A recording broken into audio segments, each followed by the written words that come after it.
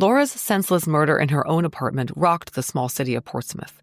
Residents felt that if it happened to Laura, it could happen to anyone.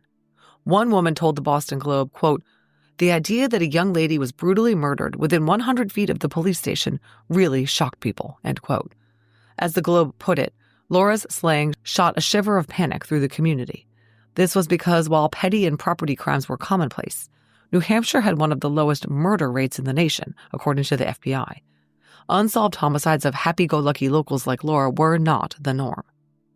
And compounding the fear, while it was never officially confirmed by police, Rockingham County Attorney Carlton Eldridge told the press that Laura had been sexually assaulted, saying he thought the community should know that there was a homicidal rapist on the loose. This is a quote from Seacoast Online. After a year had passed, police expressed their frustration with the Kempton case, saying they had exhausted leads and still had no suspects. Not a month later, on October 19, 1982, 20-year-old Tammy Little was found murdered in her apartment at 315 Maplewood Avenue. Let's talk about Tammy. Tammy Elizabeth Little was found slain in her apartment located at 315 Maplewood Avenue in Portsmouth, a year and 3 weeks after Laura Kempton was murdered. The autopsy on Tammy determined she died as a result of blunt force trauma to the head, resulting in a fractured skull. Tammy had last been seen at 4:15 a.m. on October 16, 1982, when her friends dropped her off at home. She was found around 6 p.m. on the 19th by her mother. Unconfirmed reports say she was found in the bathtub, and the scene was bloody. Like Laura, Tammy was young, petite, and popular. The two women both lived in first-floor apartments in converted homes a mile apart. Both were aspiring models with headshots and portfolios. Both women frequented the same downtown Portsmouth bars, such as the Ranger Club and Lucas. Both women were students at the Portsmouth Beauty School. Both women were beaten to death during the autumn months, on a weekend day, and in the early morning hours. It was never determined if they knew each other, but they did have mutual acquaintances. The parallels between Laura's and Tammy's murders were eerie. Tammy's case remains unsolved. I'll discuss that a little later. Police have held back information about the case. I'd like to know exactly how her killer entered her apartment, what the murder weapon was, and whether she was tied up with cord. A year later, in the fall of 1983, Portsmouth Police Detective Sergeant Hinton told the media the department braced for a third autumnal murder of a young woman in her own apartment. Extra police details patrolled the streets and increased nighttime details. No third homicide occurred, to everyone's immense relief. Around that same time, in October of 1983, Laura Kempton's father, Robert, announced that he was increasing the reward he was personally offering for the apprehension of his daughter's killer to $25,000. It had stood at $10,000, but there was virtually no movement on her case. The case continued to receive investigative attention behind the scenes, but there wasn't a lot to go on.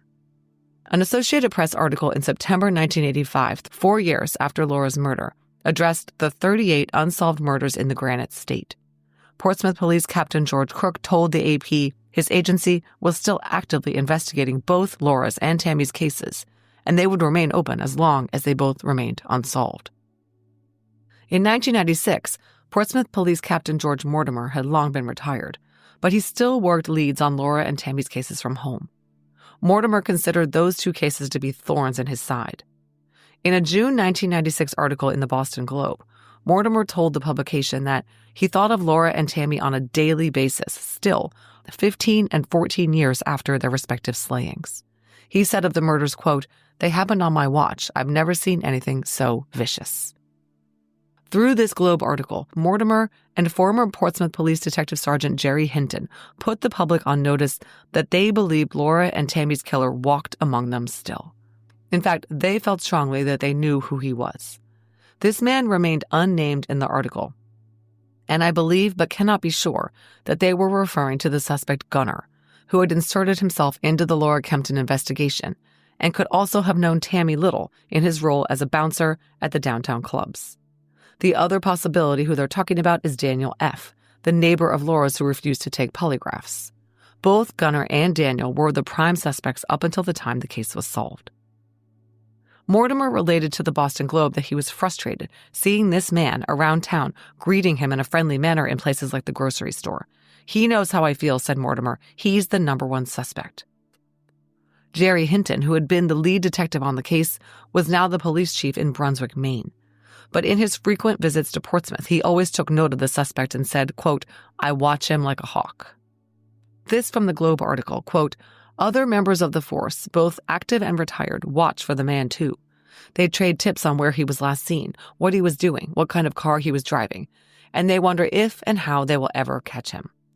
Through the years, more than a dozen detectives have worked on the case. They have interviewed nearly 200 people. Police have filled 5 volumes with interviews and observations. They have interrogated convicted serial killers from as far away as Texas.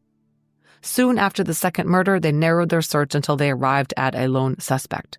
There is no physical evidence linking him to the murders. Still, Mortimer said there is good cause to believe he is the one. The man has refused for 15 years to provide an alibi. He bursts into the police department to demand that the officers stop harassing him. He bragged around town about being a suspect. Mortimer will give only a brief description of the man, a manual laborer who has tremendous strength and is a longtime resident of this seaside city of 25,000. Police background checks revealed that he has a high IQ and a minor criminal record, end quote. The 1996 article in the Globe reported of Laura and Tammy's unsolved murders, quote, "Police have considered the 2 cases related and suspected the women may have been murdered by the same person," end quote. But not everyone agreed that Tammy and Laura had necessarily been killed by the same man. Remember Francis N., the owner of the Portsmouth Beauty School, where Laura and Tammy were both enrolled as students. Francis told the Globe in this article that he believed the murders were unrelated. Quote, "I think they just got caught up with the wrong crowd and 2 different people killed them." Robert Kempton, Laura's father, said, quote, "They were 2 young, very attractive women in their apartments alone, and there was an intruder, and it may be one individual and it may be there were 2 killers. Speculation doesn't give much comfort," end quote. Indeed. Police were at this point keeping both murder weapons secret, but the cases had been entered into VICAP to alert agencies to similar crimes throughout the U.S. And that was about all the current working detectives on the case, James Tucker and Michael Ronke, could do with the tools at their disposal. In 1997, police decided to bite the bullet and offer a $10,000 reward for any tipster who provided information leading to the arrest of the person responsible for any one of the 14 unsolved murders in Portsmouth. One of these was Laura Kempton's, another was Tammy Little's. By 2000, the number of unsolved murders the police were focusing on was down to 7, and the reward had doubled to $20,000. That year, Detective Michael Ronke told the AP the connectedness of the Little and Kempton cases, quote, "has always been a question. Both girls were single, lived alone, and enjoyed life to the fullest. The way both suffered was terrible, and we want an answer." After that article, 20 calls came in with tips that led nowhere. In July of 2000, aware of advancements in available DNA testing, Portsmouth investigators submitted 2 samples for testing at Cellmark Diagnostics. One was a scraping from Laura's thigh area, found to contain sperm even back in 1981, and the other was a swabbing from the gray telephone wire that was found on her neck, found back then to contain chemical compounds consistent with seminal fluid. Analysts at Cellmark were unable to develop a DNA profile from the gray telephone wire. They were, however, able to obtain a partial male DNA profile, 6 alleles, from the sperm fraction of the thigh scraping sample. It wasn't a very strong sample, and the report indicated that the sample was a mixture, and it was unclear whether it was from 2 different men. But investigators didn't give up. On April 26, 2002, Detective Stephen Dubois submitted vaginal swabs from Laura's case and the cigarette butt that had been found near her buttock to the Maine State Police Crime Lab. New Hampshire's DNA testing unit was not established until 2003. At the Maine Crime Lab, the samples were analyzed by forensic DNA analyst Kathy McMillan. Sperm fraction from one of the vaginal swabs yielded a full 13 loci male profile. A partial male profile was obtained from the cigarette butt. The partial male profile was consistent with the male profile from the vaginal swab. And there was more. Analyst McMillan compared the results she'd obtained with the testing results affected by Cellmark 2 years earlier, where they'd obtained 6 loci from the sperm fraction of the thigh scrapings. Again, the partial male profile from the thigh swab was consistent with the male profile from the vaginal swab. All of this led to the conclusions that the same man had left sperm inside Laura's vagina and on her thigh, and saliva on a cigarette butt found at the scene. Okay, remember though, this guy Joe had admitted having sex with Laura less than 24 hours before she was known to have been killed. Well, the sperm was not Joe's. From the AG's report, which refers to Joe as JR, quote, a forensic comparison was completed of the full DNA profile it identified in the vaginal swab and a known DNA sample from JR. In January of 2003, testing revealed that JR was not a contributor to the DNA profile found on the vaginal swab or the cigarette butt, which meant that he could also not be a match for the thigh scrapings, end quote. This meant that someone had had sex with Laura since Joe did, someone presumed to be her killer. Again, from the AG's report, quote, given the narrow time frame that Ms. Kempton's killer had to commit his crimes, the evidence establishes that the contributor of the DNA profile on the vaginal swabs belongs to the person who sexually assaulted and murdered Ms. Kempton in the early morning hours of September 28th, end quote. The fact that the same person left a dried semen stain on Laura's nude thigh and also dropped a cigarette butt next to her body seemed pretty definitive that he was the killer. It was theoretically possible that Laura had had consensual sex with someone and failed to clean herself up, and the guy had smoked and littered in her apartment before the real killer entered and beat her to death, but no one believed that implausible scenario. In early 2003, New Hampshire investigators entered the presumed killer's DNA profile into the still relatively new CODIS system, and it remained there for more than 2 decades, generating no hits. They also ensured that crime labs in other states had the STR profile for comparison to their own state databases of offender profiles. Interpol received the profile as well. Crickets. Back in October 2002, while the DNA action was going on behind the scenes, there was a push to elicit information from the public. Portsmouth police, working in partnership with the New Hampshire Attorney General's office, decided to release portions of an FBI criminal profile they had had done on Laura and Tammy's cases. According to coverage by the Valley News, the FBI's National Center for the Analysis of Violent Crimes compiled the profile in the mid-1990s, but it had never been released until now. Portsmouth Police Detective Stephen Dubois, who was working both Tammy's and Laura's cases, spoke to the Valley News and said, quote, we're hoping it might trigger someone's recollection and enable them to provide us with some significant information. The profile theorized that the man who killed Laura and Tammy was a young, under 30, white male who was familiar with the victim or victims. He likely lived alone or with his parents and worked nearby. He probably aimlessly roamed the neighborhoods in the nocturnal hours and was quite familiar with the settings. Paraphrasing here from the Valley News and Seacoast Online coverage, the killer may have also shown an unusual interest in discussing the murders. He was of below-average intelligence and had low self-esteem and limited social skills. He might have a history of romantic involvement with women who were not his age, either younger or older, and he had difficulty controlling his rage. He likely had other violent incidents involving young women. He committed impulsive offenses and was likely sloppy in his personal habits. From Seacoast Online, quote, Portsmouth Police Captain Bill Irving said investigators will not give up on these terrible crimes. We continue to investigate these homicides, Irving said. We ask anybody with any information to contact us in the hope that we can make an arrest and bring the people responsible to justice. With the release of the profile was the reminder that Crime Stoppers was offering a $20,000 cash reward for arrest and conviction in either case. The reward still stood in 2003, when Seacoast Online did an article about the cash available to anyone whose tips solved either of the cases. And then this was the first time there was any mention of DNA evidence. Detective Stephen Dubois was still the lead investigator, and he said, quote, we'll take any piece of information. Let us decide what's important. And this was the first time there was mention of DNA evidence.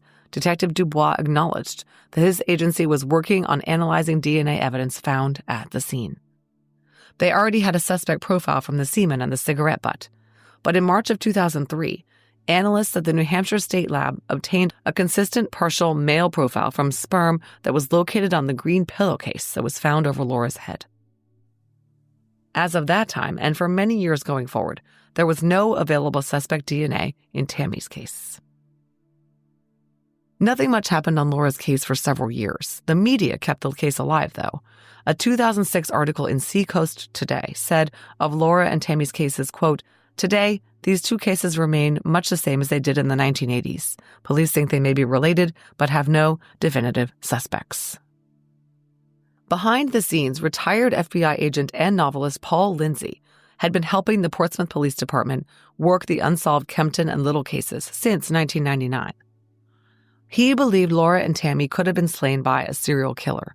He worked the case for 10 years, along with Detective Sergeant John Parachi, who was lead investigator on the Kempton case from 2004 until 2010. The two did an interview with the Portsmouth Herald in 2010. Quote, "Thousands of names of people who might know something about the murders or the victims fill police files. Some came through the back door, others were collected because of criminal histories, and more due to tips," say the investigators. "I got a call today about a person of interest," Parachi said. "Paul and I will go do an interview. We've traveled quite a bit together to eliminate suspects. We've been to California, Maine, Florida, just to name a few. Every time we go out, we think we're going to solve it. This case has never gone cold in this department, and we're certainly not giving up on it." The two men said they'd interviewed hundreds of people. But one interesting thing Paul Lindsay acknowledged to the Herald reporter was, "There's no physical evidence it's the same guy." 2011 saw the 30th anniversary of Laura's murder. In an interview with the Portsmouth Herald, Police Detective Mike LeClaire said of Laura's unsolved murder, "The frustrating thing is that we have all of the pieces. We have DNA and other physical evidence, and once we find the right person, everything's going to fall into place." He told the paper that Tammy and Laura's murders had too many similarities to ignore, and he felt that the two women were likely murdered by the same killer. LeClaire was concerned that the public might think the cases were closed after so long. To the contrary, he said, quote, "These cases never went cold." LeClaire said 100 persons of interest had been eliminated by DNA to date in Laura's case. Of the remaining 1,000-plus men in the suspect pool, he said, there were a lot of dangerous people in Portsmouth at that time, elaborating that there were multiple rape reports, assaults, rampant intoxication, a lot of cocaine use, and a transient population which included commercial fishermen and soldiers at nearby military bases. Detective Sergeant Parachi told Seacoast Online of Portsmouth's seedy criminal element in the early 80s, "People would be shocked to hear how many bad people were here. I think everyone was intoxicated." We've heard about how some of this bad element impacted Laura's investigation, with many rumors surrounding her murder rooted in the Portsmouth area drug trade. In May of 2015, Seacoast reported, quote, "Police Chief Stephen Dubois is asking the City Council for an additional $45,775 so the department can work on cold cases, including two women who police suspect may have been killed by a serial killer," end quote. Now, Chief Dubois was talking about Laura and Tammy's cases. Quote, "There's a lot of strong evidence to suggest the cases are linked," he said. His agency was looking for funding, in part, to pay for cutting-edge forensic testing by Norwich University's Advanced Computing and Digital Forensics Center. The Portsmouth PD was also working with the VDOC Society to analyze the cases with fresh eyes. In 2016, Detective Sergeant Parachi observed the 35th anniversary of Laura's murder, saying he remained optimistic that the case would be solved. And he was right to be. There was a lot going on behind the scenes. He told Seacoast Online that touch DNA found at the crime scenes, plural, has been sent to NMS Labs, which is considered, quote, "one of the best in the world." The advances in modern forensic science have given investigators new possibilities, with evidence that was perceived to be degraded or no longer viable, Parachi said. "We're revisiting everything. We are revisiting all those people that were persons of interest during the initial stages of the investigation. It has never gone cold." They had used funds from the $45,775 budget increase to pay for fingerprint analysis and processing DNA at a specialized crime lab, police officials said. The modern techniques, coupled with evidence collected decades ago, gives hope that the Kempton case will be solved, Parachi said. "It's amazing what a great job they did with evidence collection," he said of the officers who processed the murder scene in 1981. "Their evidence collection techniques have really helped us."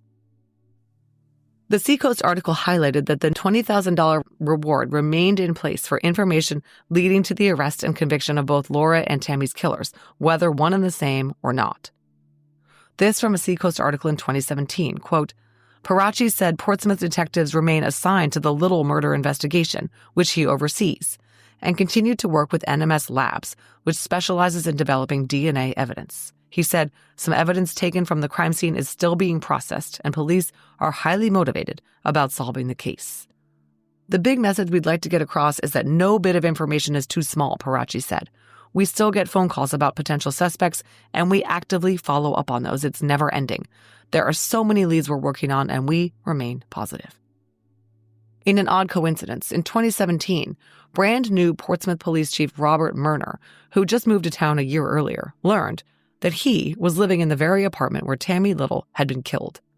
Once he found out that a former resident was a victim of one of Portsmouth's most notorious homicides, he started reviewing the case file and kept it on his coffee table. He even consulted a former colleague, a detective who had helped close the Boston Strangler case, about it. 2021 brought the 40th anniversary of Laura's murder. It was now the oldest unsolved murder in Portsmouth history, with Tammy's a close second. Quote, "The length of time that this case has been open is both a blessing and a curse," Eric Witterstrom, the lead investigator on the case, told Seacoast News.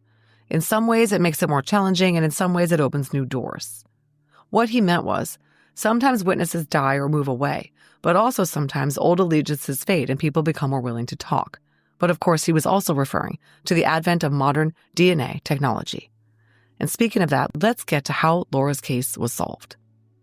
You'll recall in many of my episodes, I have referred to the woman who is considered one of the pioneers of investigative genetic genealogy. Dr. Colleen Fitzpatrick at Identifinders International was using Y-DNA to trace male familial lineages and connect them to surnames, providing tangible leads that investigators could follow. In 2016, then Portsmouth Police Sergeant John Parachi heard about the resolution of the Phoenix Canal murders with the use of Dr. Fitzpatrick's Y-DNA analysis.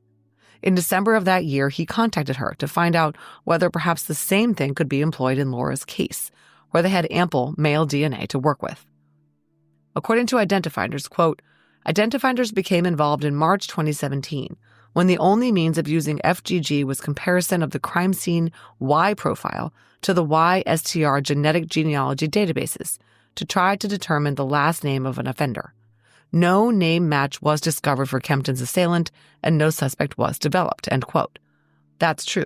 Unlike in the Phoenix Canal case, Dr. Fitzpatrick was unable to identify a likely suspect's surname. However, from the suspect's YSTR profile, she could determine that the suspect was African American along the male line of his family. So for the first time in the 40-year investigation, they now knew the suspect was Black. The next few years were spent gathering DNA samples from Black male persons of interest mentioned in the case file from whom samples had not been collected. None of them matched the suspect DNA and evidence, and I have to say, most of the men the police considered back in the day were white. They wasted their time. The suspect wasn't in the case file. In September 2021, with investigative genetic genealogy having been well established for 3.5 years, the New Hampshire investigators decided to contract with Identifinders to employ IgG in their case. They still had plenty of DNA to work with, 13 nanograms. They sent vaginal swab samples collected from Laura's body to Gene by Gene for preparation of the SNP profile using whole genome sequencing. On May 12, 2022, the profile was uploaded by Identifinders genealogist Linda Doyle to GEDmatch and Family Tree DNA. The highest match in the databases was 513 centimorgans.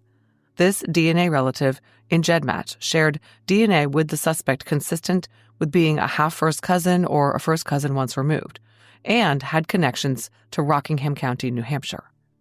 However, this person was adopted, and tracking her down was a very labor-intensive task for the genealogist. She proved to have connections to the maternal side of the suspect's family tree, and 2 additional matches measuring over 100 centimorgans each on his paternal side allowed the genealogist to triangulate and identify the biological parents of the suspect. The suspect's parents separately had between 8 and 10 children, but they had only one biological child together, a son named Ronnie James Lee, and he had lived in Portsmouth, New Hampshire in the fall of 1981.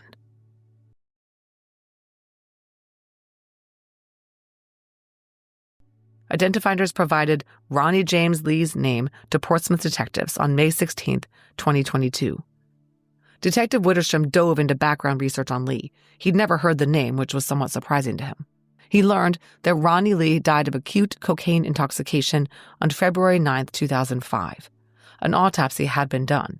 In June 2022, the Office of the Medical Examiner provided Detective Witterstrom with a blood card containing a blood sample collected at Lee's autopsy. He sent it to the Maine State Police lab analyst Kathy McMillan. Ms. McMillan compared Lee's DNA profile obtained from this blood card to the full 13 loci DNA profile from the sperm fraction from Laura's vaginal swabs. Testing revealed that Lee was the contributor of the DNA profile found on Laura's vaginal sample. Ms. McMillan's report, dated June 21, 2022, says, quote, "The estimated probability of selecting an unrelated individual at random from the FBI Caucasian or the FBI African American population database having a DNA profile matching this 13 locus DNA profile is less than 1 in 36 billion, end quote. This provided a high degree of statistical confidence that Ronnie Lee was their guy. But the analyst didn't stop there. She also directly compared Lee's DNA profile from the blood card to the crime scene cigarette butt partial DNA profile, the thigh scraping partial DNA profile, and the green pillowcase partial DNA profile. Probabilities of selecting an unrelated individual with these partial profiles ranged from 1 in 204,000 persons to 1 in 430,000 persons. The conclusion of the report stated that Ronnie Lee is included as a potential donor for the partial DNA profiles obtained from the cigarette butt, the thigh scrapings, and the pillowcase. The probabilities weren't higher because of the partial matches, but it was reinforcing evidence of Lee's guilt.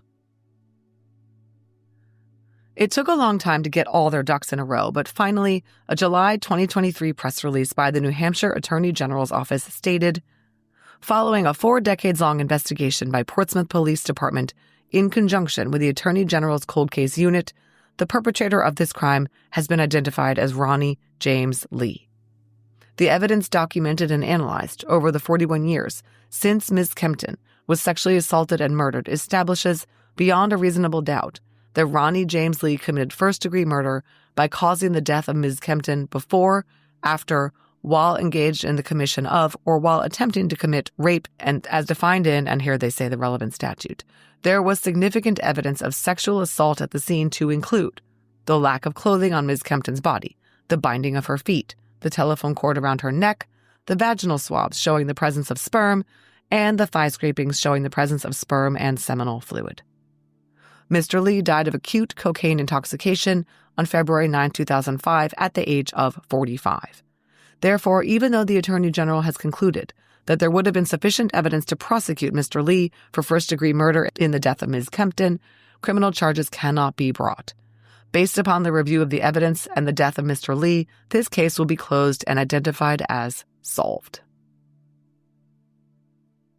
At a press conference attended by many of the investigators who had worked Laura's case over the years, Attorney General John Formella said, "It is my hope that this conclusion and announcement will be the long-awaited first step in providing what closure the criminal justice system can provide for Laura Kempton's family and community."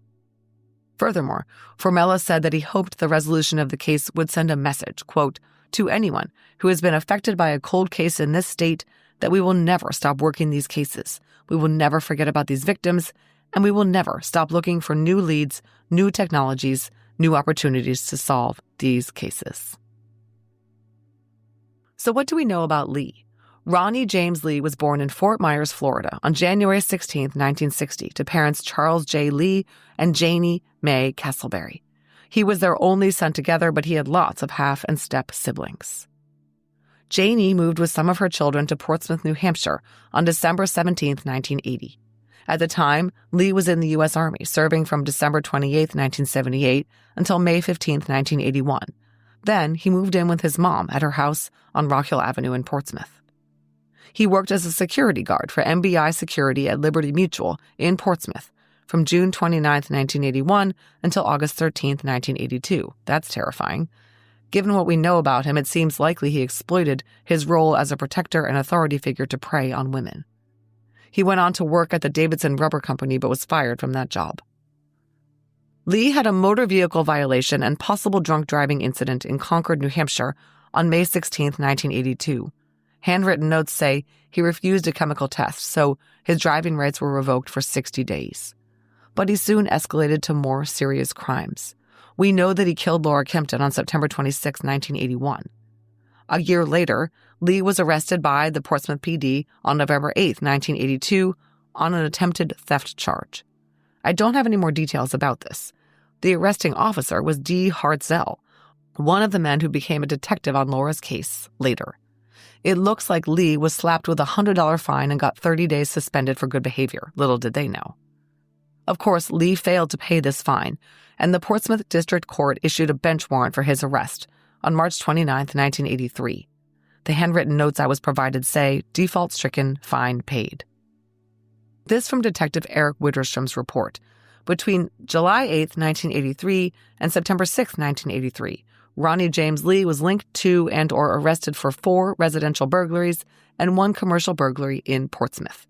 Based on the nature of the crimes as outlined in the police reports, at least 2 of the above residential burglaries appear to be sexually motivated. His criminal history includes multiple burglary offenses, of which several occurred during overnight hours at residences which were occupied by females at the time. Some more details on this. Overnight on July 25th to 26th, 1983, Lee broke into a Dennett Street apartment and, according to Manchester Inklink, stole a woman's purse and also dropped a pack of cigarettes. He must have scared or touched her or someone else because when he was arrested the next day, one of the charges was assault. 3 hours after that first break-in, he broke into an apartment on Austin Street at 2:30 a.m., breaking a window to gain entry. Lee was arrested on the 26th and charged with 2 counts of simple assault, meaning putting in fear but not causing injury, and 1 count of burglary. One of the arresting officers was M. Ronke, who later was a detective on Laura's case. It looks like Lee possibly got 60 days in jail for these offenses. A Portsmouth Police Department memo to all shift supervisors dated just days later on July 29, 1983, was written and issued by William D. Mortimer, Bureau of Investigative Services. It alerted all the supervisors that, quote, Ronnie James Lee is presently incarcerated at the Rockingham County Jail in lieu of $500 cash bail in connection with the burglary committed the night before, end quote. The memo announced that the Portsmouth police had also lodged a complaint and warrant against Lee for another burglary committed on July 8th, one that he had not been nabbed for at that time. This could have been an incident at a home at 22 Weld Street, in which the resident was watching TV in her bedroom at 1:15 a.m. when she noticed the hallway light was off, which was unusual. She got up to turn it on and found a man leaning on the light switch. When she asked him what he was doing there, he put a finger to his lips and said, "Shh." She started backing away and yelled for her sister, and he ran downstairs and out the back door. I don't know what happened in this Weld Street case. As the Attorney General's report states, quote, it is unclear from a review of Mr. Lee's criminal history whether he was convicted of any criminal offenses related to this incident, end quote. Lee was also charged in 1983 in 1 other residential burglary and 1 commercial burglary. He pleaded guilty to the Austin Street and Dennett Street residential burglaries and assaults. Then he went quiet for a few years, but he was arrested for a serious crime on May 20th, 1987 in Keene, New Hampshire. It seems he had moved to Manchester, and around this time was working for Frudenberg and OK there. He broke into an apartment in Keene and sexually assaulted a female resident. According to Manchester Inklink, the woman woke up at 3:30 a.m. to Lee touching her sexually in her groin area. She screamed, waking up her female roommate, and he fled with cash and jewelry. Lee was convicted, although I'm not sure how he was apprehended. He was incarcerated in the New Hampshire State Prison from December 11, 1987 to July 27, 1990, and then again from August 6, 1990 to October 31, 1991, likely on a probation violation. After his release, Lee had no fixed address and floated around Manchester. Mortimer's alert noted that even back in the early 80s, Lee used his mom's Portsmouth home as a home base, but he didn't really stay there. His alert reads, Lee's mother, Janie Castleberry, does not know where he lives. He only stops in to pick up his mail at her house. He appears to be a drifter with no permanent address. In 2003, Lee was arrested for a domestic violence-related simple assault, which named someone with the initials KG as the victim. 2 years later, he died of a cocaine overdose in Manchester on February 9, 2005, and he was cremated. Thank goodness a blood card was retained at his autopsy. His DNA was needed to piece together everything he had done to Laura Kempton. Speaking of that, what exactly did Lee do to Laura Kempton? Well, as you can hear, he had a significant history of residential burglaries involving homes occupied by women. He doesn't seem to have been subtle or stealthy. In one known incident, he broke a window, and in Laura's case, he removed part of the door. That can't have been quiet. Remember that the FBI profile posited that Laura's killer lived with his parents, was young, and was disorganized. Well, Lee was 21 when he killed Laura, and he lived with his mom. As for disorganized, well, yes, since he broke in so clumsily, risking being seen and heard by anyone passing by, and there were signs of a significant struggle in the apartment, such as the broken beads in the kitchen, the overturned mattress, and the use of the handy wine bottle and cords. It indicates that he wasn't exactly in control of the situation. However, there are distinct signs that this crime was planned. For one thing, the loosened light bulb in the hallway. He did that so no one could see what was going on with Laura's door. And the fact that his fingerprints were never found on anything, despite so many objects being dusted for prints, tell me that he planned this and was wearing gloves. Perhaps he didn't plan the murder, but I suspect his motivation was as much sexual assault as it was theft. The Attorney General's office says as much, quote, "The extremely violent nature of Ms. Kempton's death and the calculated nature of the break into her apartment provide significant evidence that Mr. Lee intended to kill her. However, the evidence, which is circumstantial, is also consistent with a sexually motivated crime that resulted in more violence than the perpetrator originally anticipated. This would be consistent with Mr. Lee's criminal history. Consequently, if Mr. Lee were alive today, the Attorney General's office would charge him with alternative counts of first-degree murder." After the announcement, Laura Kempton's family provided a statement that was made public. It reads, "The Kempton family wishes to express our deepest gratitude to the Portsmouth Police Department for solving Laura's case. Their diligence and determination, along with extraordinary personal commitment over the past decades, have led to this moment for Laura. The family would like to acknowledge retired Captain John Parachi, Portsmouth Police Department Investigative Division, and his team members past and present, who have worked tirelessly on Laura's case. Their extraordinary efforts have led to this important moment today. Many, many other hands have touched Laura's file over the past 41 years, and the family expresses our deepest gratitude to all who contributed. The Kempton family would like to request privacy at this time as we process this information. Thank you all." Okay, let's talk about the elephant in the room, Tammy Little. Her case, still officially unsolved, looms over this resolution of Laura's case and tempers our satisfaction at seeing Laura's killer identified at long last. Of course, at the press conference announcing the identification of Laura's killer, authorities were asked about Tammy's case. We're not answering these questions today, but I hope today's news will help lead to developments in other cases, Attorney General John Formella said, pointing out that the AG's cold case unit and Portsmouth police are still working these, quote, other cases. He would not get into what these other cases were, but it was obvious to everyone. Detective Eric Witterstrom and retired Detective John Parachi were not permitted to speak with me about Laura's case because, I was told, the information I requested, quote, could potentially have information relevant to other unsolved cases that are currently under review, end quote. Reading between the lines, there is ongoing movement in Tammy's case.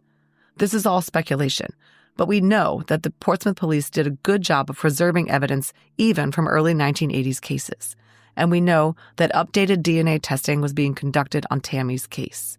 It is my educated guess that we are awaiting forensic test results in Tammy's case that might link her murder to Ronnie James Lee. In so many of the cases I cover, murders that are long suspected to be linked turn out not to be. But in this case, I feel strongly that they are, and I think the New Hampshire authorities do too. There are too many similarities between the circumstances surrounding Laura's life and her death and Tammy's. And we know that Ronnie James Lee was still in Portsmouth at the time of Tammy's murder, as he was arrested by the police on November 8th for an incident of attempted theft. Police in New Hampshire say there's no evidence whatsoever that Laura and Ronnie Lee knew each other, and he wasn't in the case file. And I think if there was any evidence that Ronnie Lee knew Tammy, we would know. But if Lee indeed killed the two young, vibrant women who went to the same beauty school, then it doesn't seem random. Maybe they cut his hair. Maybe he had a girlfriend who went to the school with them. Maybe he just hung around the beauty school to select targets and follow them home. We will likely never know. I am very, very hopeful, since no one will say a peep about Tammy's case, that we can expect an announcement soon. and if one comes, you know I will update you. For now, Laura Kempton's case is resolved thanks to IGG, and if you are one of the bad guys, they are coming for you. Recently, I let listeners know about a new benefit available to them called an AbJack Insider subscription that's available through Apple Podcasts. An AbJack Insider subscription will give listeners ad-free access to every bit of DNA ID content published, both past episodes and future episodes. It will also give you benefits like early access and bonus content. Head over to Apple Podcasts and click on the DNA ID show page or the AbJack Entertainment channel to start a free trial. Thanks for listening to this episode of DNA ID. If you'd like to listen to the show ad-free and help support the show in the process, please head over to patreon.com/DNAID. And if you're interested in some fun DNA ID merch, visit the store at customizedgirl.com/s/DNAID podcast. To contact the show, please email us at dnaidpodcast@gmail.com. Follow us on social media at DNAID Podcast on Instagram, at DNAID Podcast on Twitter, or on Facebook at facebook.com/DNAID Podcast. Finally, if you want to visit our website, go to DNAIDpodcast.com. You'll be able to get all the episodes of the show, leave comments on episodes that I can respond to, and you can even leave voicemails. You'll get all the latest news about the show and important updates. Find links to our social media, merch, and a lot more. It's really your one-stop shop for everything DNA ID. DNA ID is written, researched, and hosted by me, Jessica Betancourt. It's produced by me and Mike Morford of AbJack Entertainment. Music by Connor Betancourt. Check out our other collaborative podcasts, Scene of the Crime, Missing Persons, and Beyond Bizarre True Crime.